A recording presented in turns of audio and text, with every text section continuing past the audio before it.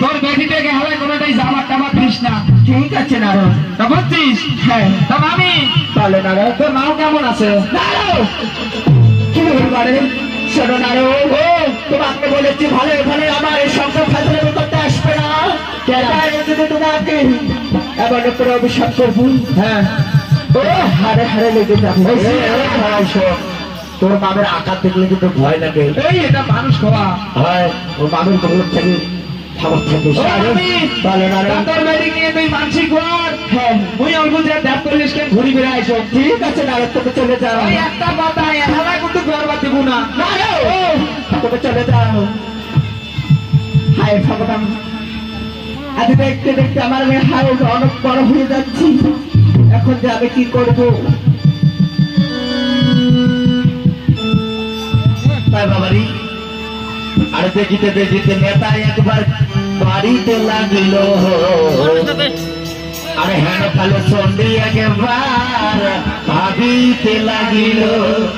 তাই বাবা, হ্যাঁ তাই চন্ডী গেলে বলতেছে যে হায় ভগবান, আজ দেখতে দেখতে আমার কন্যা সেই বড় হয়ে গেল। হয় হয় 2 বছর থাকতে হয় দেখতে দেখতে 12টা বছর হয়ে গেল।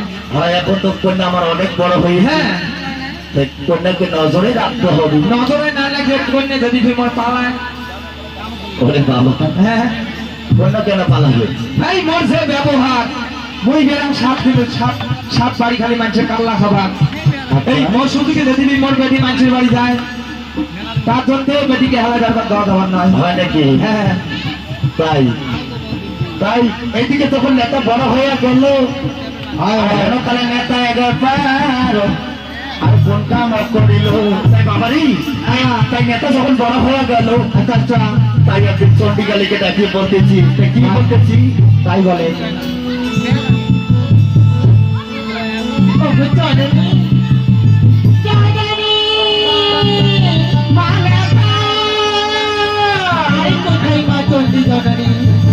নেতা ভালো মাগো, ভালো ভালো মাগো,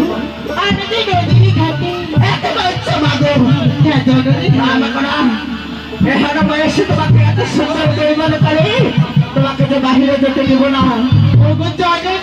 হ্যাঁ, আমি তোমার কিন্তু হাত করে বলছি জননী। না আমি তোমার কথা, আমি তোমাকে একাই যেতে দেবো না সেই নদীর কাছে। কেন জননী কেন? হ্যাঁ কেন আমি জানি? কার সঙ্গে যাবো জননী? কি বলছো? আমি কার সঙ্গে যাবো? কার সঙ্গে যাবে? হ্যাঁ আমার সঙ্গীগণের সঙ্গে যাবো জননী। তোমার সতীগণকে ডাকিয়ে নিয়ে এসো আমার কাছে। তবে যদি তোমার সতীগণ যদি বলে আমরা যাবো সেই জলের ঘাটে, তবে তো তোমায় আমি যেতে দেবো সেই জলের ঘাটে। তাই হবে জননী, তাই তো, তাই হবে। তোমাকে আমি কিছুতেই এখানে সুন্দর বয়সে তোমাকে যেতে দিব না।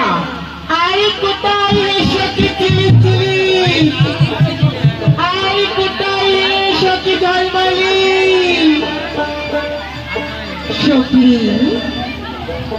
এই সখী, এই সখী কোথায়?